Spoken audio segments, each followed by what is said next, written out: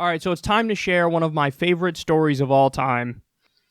Change Research conducted a poll from January 31st to February 1st of 1,338 likely 2020 general election voters to assess former Starbucks CEO Howard Schultz's potential independent candidacy for president in 2020. Schultz is less known to the electorate than other declared and potential presidential candidates. 56% have never heard of him or don't have an opinion. Among those who have an opinion, just 4% view him favorably, compared to 40% unfavorably. A 10-to-1 unfavorable to favorable ratio, far higher than any other candidate tested. For comparison, 52% of respondents rate President Trump unfavorably versus 42% favorably. Schultz is viewed unfavorably by Democrats, 50% unfavorable, 4% favorable. Republicans, 43% unfavorable, 4% favorable. And independents, 31% unfavorable, 4% favorable. Oh, inject it in my veins. I love it. I love it so much. Now, he would argue, well, listen, it's only this low because people don't know me yet, but once they get to know me, that number's going to go up. Counterpoint, no, it won't. It's just not going to. And it's not going to because you have no constituency except the elite. That's the main point here. You have no constituency except the elite. That's it. So, why? Why is there this so much hatred of this guy? Well, he's a corporate hack. That's why. His whole, as he's going around smugly and condescendingly telling people, I'm for the American dream, and that's why I'm running, is I want to preserve the American dream because I made it through the American dream. As he's doing that, in his next breath, he's like, oh yeah, by the way, you cannot have all of the basic things that other developed countries have, which give them equal opportunity. So this entire campaign to this point has been him railing about what he's against. And what he's against is Bernie Sanders' philosophy. What he's against is social democracy. What he's against is universal health care, Medicare for all, and free college. He keeps making a point. He puts that front and center. We can't do it. We can't afford it. But actually, that's not even true. Stop saying it. It's not true.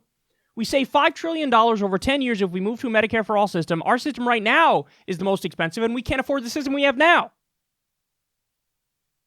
So, with that being the case, and with the fact that for college, if you just took the amount of money we added on top of our military budget, so just the increase this year in our military spending, a small percentage of that, not a small percentage, but I think it was a $100 billion increase in the military spending. Free college would cost $100 billion. Free college would cost $62 billion.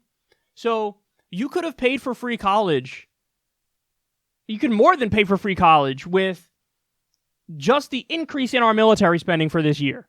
So the thing is, they never trot this out. They never say, oh my God, we can't afford it, when it's tax cuts for the rich, when it's endless quantitative easing for Wall Street and big banks, and when it's corporate welfare for ExxonMobil. And they never say, oh my God, we can't afford it, we can't afford it, we can't afford it. They only say it when it's for college and when it's for healthcare, when it's for things that help regular people. So that's why people hate you, Howard Schultz, because he wants to be like, oh, I'm woke. So what does he do? I don't hate gays. I don't hate blacks. Wow. Fucking unbelievable, man. Did you come with a cape? Do you have an S on your chest? What a low bar. That's obvious. That's obvious. I mean, if you're not on that page, you're a far-right Republican and you're a silly person. So not hating minorities is duh. That's the category I file that under. But he has to make that oh, this is why I'm more on the left, is because I don't hate minorities. But then, oh yeah, by the way, the Republicans are half right on economics, and I don't want universal health care. I don't want free college. I don't want any of the things that would actually help you. Well, then fuck right off. Who the fuck's going to vote for you? And it's gaslighting us too, because his arguments aren't even true. So far his points have been, oh, we can't do it because we can't afford it, but that's not true. So now, once we get past that point, if that's not true, then what do you say? Do you say, oh, I still oppose it? Or do you say, okay, I'll adjust with the evidence and the data, and I'll say, now I'm for it? No, he won't say he's for it. Because it turns out this billionaire guy has a lot more He's a lot. His politics come heavily based on his class. His class informs his political views. He's not objective. He's not looking at the facts. He's not looking at the evidence. He's not actually, oh my God, let me look and see what helps the American people. No, he's a billionaire asshole who made it because he fucking sells overpriced coffee milkshakes.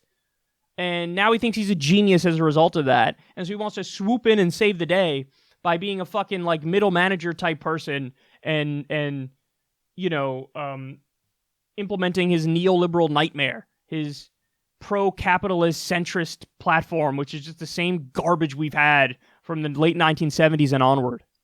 So, yeah, I despise this motherfucker, and you should too. Because what does he stand for? All he stands for is I don't hate minorities. Wow. And, oh yeah, now I'm going to smugly lecture you about how we can't be a social democracy and have the basic things that every other developed country has. So, in other words, like, the status quo is kind of cool, and I would do some minor tweaks. That's what he's running on. He's so ignorant to what's happening in this country. He's so ignorant to it. He doesn't know, I bet, that 76% of Americans live paycheck to paycheck. He doesn't know that. He doesn't know that half of workers make $30,000 a year or less. He doesn't know that our infrastructure gets a grade of D+. Because he's a billionaire and he's in his own economic class and social class, and he's just totally detached from the problems of regular people, but he thinks that you're going to look at him like some sort of a savior. It's really smug and gross and fucking disgusting, which is why he has a 4% approval rating. And my guess is, even if that number rises, it won't go above 10%. That's my prediction. You heard it here first.